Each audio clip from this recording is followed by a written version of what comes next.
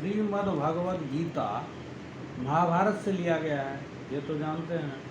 तो गीता उपदेश भगवान श्री कृष्ण स्वयं अपने मुख से कर रहे हैं, अर्जुन को उपदेश दे रहे हैं। क्यों दे रहे हैं? ऐसी परिस्थिति क्या आई? तो जब महाभारत युद्ध का आरंभ हुआ, तो युद्ध में जब युद्ध करने के लिए उद्यत थे अर्जुन, तो उसने जिनसे युद्ध करेंगे प्रतिद्वंदी जो थे उनके, वो प्रतिद्वंदी को जो देखा, पहले भगवान कृष्ण से बोले कि हमको आप घुमा करके दिखा दीजिए कि जो कौन किस किस से हमको लड़ना है, ठीक है। तो वो जब घुमा करके दिखाते हैं तो दिखाते हैं, वो देखते हैं कि हमारे आचार्य हैं, हम आचार्य से हमको युद्ध करना पड़ेगा, जिनसे हम पढ़े हैं, हमारे गुरु हमारे प्रतिद्वंदी के रूप में खड़े हैं, हमारे चाचा जी हैं, हमारे चचेरे भाई हैं, सब हमारे क्या कहते हैं संबंधी हैं। तो वो कहते हैं कि हम इन लोगों को नहीं, इन लोगों से युद्ध नहीं करेंगे, इन लोगों को मार करके हमको राज्य नहीं चाहिए, ठीक है। तो कहते हैं कि इसलिए हम युद्ध नहीं करेंगे, ठीक। तो उसमें ये कहा कि हम लोग यदि युद्ध करते हैं तो हमारा कुल का नाश हो जाएगा, कुलक्षय हो जाएगा। क्यों? तो एक पिता के पुत्र हैं और पांडव, और एक पिता के पुत्र हैं दुर्योधन। दोनों में जब युद्ध होगा तो धृतराष्ट्र और पांडव दोनों सहोदर भाई हैं। पांडु, धृतराष्ट्र और पांडु जो है वो सहोदर भाई है। तो पांडु का पुत्र हुआ पांडव, युधिष्ठिर, भीम, अर्जुन, नकुल, सहदेव, और धृतराष्ट्र का पुत्र हुआ दुर्योधन आदि। तो दोनों में जब युद्ध होगा तो दोनों तरफ से मरेगा, तो क्या हो जाएगा? कुलक्षय हो जाएगा, कुल का नाश हो जाएगा। तो कहते हैं कि ये लोग अभी नहीं समझ रहे हैं, लेकिन कुल का क्षय होने पर क्या होता है? तो कहते हैं कि कुलक्षय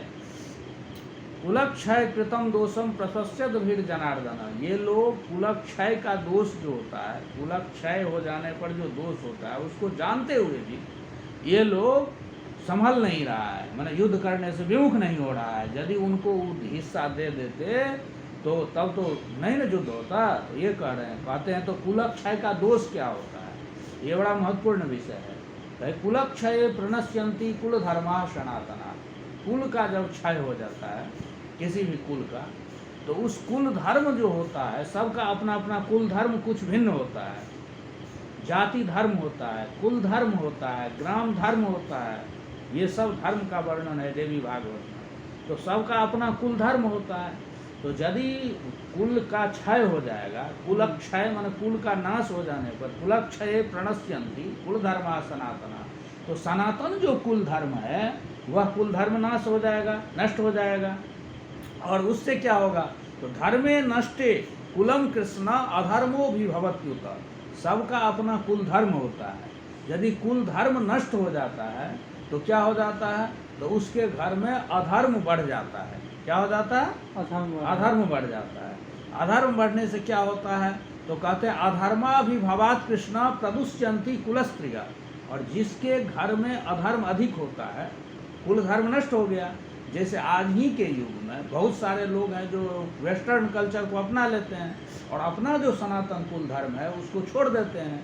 तो उससे होता क्या है, साइड इफेक्ट क्या होता है? तो ये कह रहे हैं, भगवान कृष्ण कह रहे हैं कि कुलक्षय प्रणश्यंती कुल धर्मा सनातना। कुल के क्षय होने पर कुल धर्म नष्ट हो जाता है। और धर्मे नष्टे कुलम कृष्ण अधर्मो भी भवत्युत। और धर्म नष्ट हो जाने पर, कुल धर्म नष्ट हो जाने पर अधर्म जो है बढ़ जाता है कुल में। तो अधर्म बढ़ने से क्या होता है? तो अधर्माभिभवात कृष्णा प्रदुष्यंती कुलस्त्रिया। कहते हैं अधर्म जब ये बढ़ेगा कुल में, तो उस कुल की स्त्रियां जो होती है वो स्त्रियां दूषित हो जाती है। दूषित हो जाने का अर्थ यहाँ क्या हुआ? व्यभिचारिणी हो जाती है, दुराचारिणी हो जाती है। तो ये कहा कि प्रदुष्यंती कुलस्त्रिया, कुल की स्त्रियां प्रदूषित हो जाती है। उससे क्या होता है? तो स्त्रीसु दुष्टासु वार्ष्णेय जायते वर्ण संकरा। जब ये कुल की स्त्री दुष्ट हो जाएगी तो उस कुल में क्या हो जाएगा? वर्ण संकर।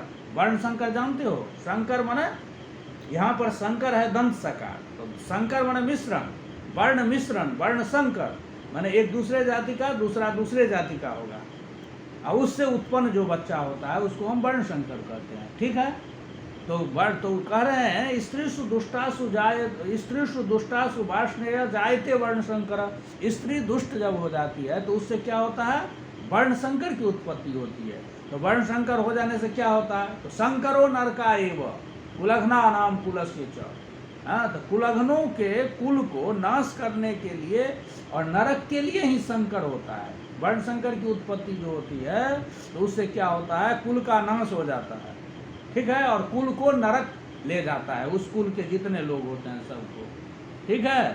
पतंति पितरो ये सम, इतना ही नहीं, केवल उसके कुल के लोग ही नरक में जाएंगे ऐसी बात नहीं है। पतंति पितरो ये शाम, इनके जो पितर लोग रहते हैं, पितर माने पूर्वज, पिता, पितामह, प्रपितामह, वृद्ध प्रपितामह, पितामही आदि जो पितृलोक में रहते हैं वे भी पतित हो जाते हैं, गिर जाते हैं। पतंति पितरो तेषां लुप्त पिंडोदक क्रिया, क्यों, तो उन लोगों का जो है पिंडोदक क्रिया जो है लुप्त हो जाती है। पिंडोदक क्रिया समझते हैं, जैसे एकोदिष्ट करते हैं हम लोग अपने पितर को, या तर्पण करते हैं, तो तर्पण के माध्यम से जल देते हैं पितर को, और पिंडदान के माध्यम से पिंड देते हैं। तो जब ये वर्ण संकर होगा उस कुल में, तो उसके पितर को न जल प्राप्ति होगी और न ही पिंड की प्राप्ति होगी। क्यों, तो वो यदि वो जिस गोत्र का नाम लेगा कि इस गोत्र के हमारे पितर को हम जल दे रहे हैं, तो वो लड़का उस गोत्र का है ही नहीं, क्योंकि वर्ण संकर है। तो इससे क्या होता है, तो पितर जो है पतित हो जाते हैं और वो अपने अथी से गिर जाते हैं। लुप्त पिंडोदक क्रिया, उन लोगों का पिंड और उदक का क्रिया जो है लुप्त हो जाती है। पिंड माने पिंडदान, उदक माने जल देना, तो इससे उड़हित हो जाते हैं उनके पितर लोग, तो उससे उन पितर भी जो है सो गिर जाते हैं। तो दोषे रहते कुलघ्ना नाम वर्ण संकर कारक, तो इतना सारा दोष है वर्ण संकर होने पर में। उत्साद्यंते जाति धर्माकुल धर्मास्त्र शाश्वता, तो इस प्रकार उत्सन्न कुल धर्मानाम मनुष्यानाम जनार्दन नरके नियतम वासो भवतीति अनुसुश्रुमा। और हे अर्जुन, हे कृष्ण, हे भगवान, मैं सुना हूँ कि ऐसे व्यक्ति को जो है नरक में अनियतम, अनियतम माने अनिश्चित काल तक नरक में वास करना पड़ता है, जिसके कुल में कोई वर्ण संकर हो जाता है, ठीक है। तो इस प्रकार इस ऐसे महान पाप को करने के लिए ये लोग तैयार हैं कि अपने ही कुल को नष्ट करने पर तैयार हैं, क्योंकि कुल के नष्ट हो जाने पर क्या होता है, तो कुल धर्म नष्ट हो जाता है। कुल धर्म नष्ट होने पर स्त्री अधर्माभिभवात् कृष्णा प्रदुष्यन्ति कुलस्त्रिया, कुल की स्त्रियां दूषित हो जाती है।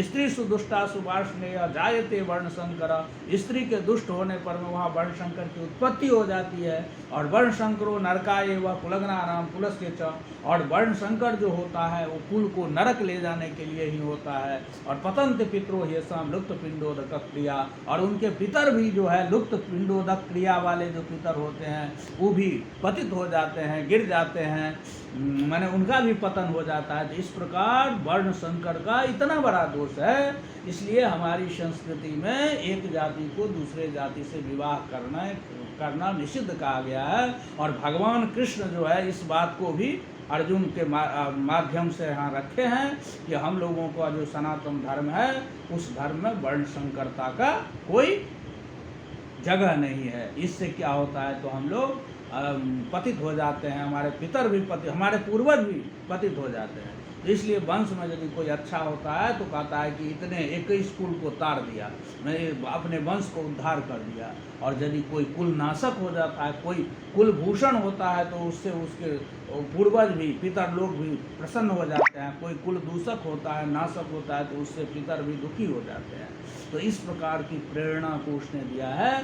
तो इसको जो है, इस प्रसंग को अभ्यास रखना चाहिए आज के युग में, जैसा कि अभी भ्रष्टाचार फैल रहा है कि कुलक्षये प्रणश्यन्ति कुल धर्मा सनातना धर्मे नष्टे कुलम कृष्णा अधर्माभिभवत्युत अधर्माभिभवात् कृष्णा प्रदुष्यन्ति कुलस्त्रिय स्त्री सुदुष्टा सुभाषणेय जायते वर्ण संकर संकरो नरकाय व कुलघ्ना नाम कुलस्य च पतन्ति पितरो येषां लुप्त पिंडोदक क्रिया।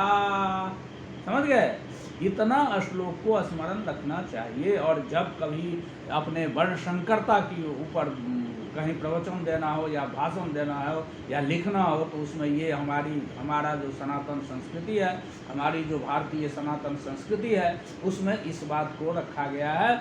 जो अभी इस पर में लोग इसका लोग एकदम अति कर रहे हैं, क्या कहते हैं, इसके विरुद्ध अपना आचरण कर रहे हैं, जो कलयुग का प्रभाव है। इस बात को जानना चाहिए, नहीं तो कुछ दिनों के बाद लोग जानेंगे भी नहीं कि ये वर्ण संकरता दोष है कि क्या है, नहीं है, जैसी कि परंपरा चल पड़ी है। तो आज केवल इतना ही बस।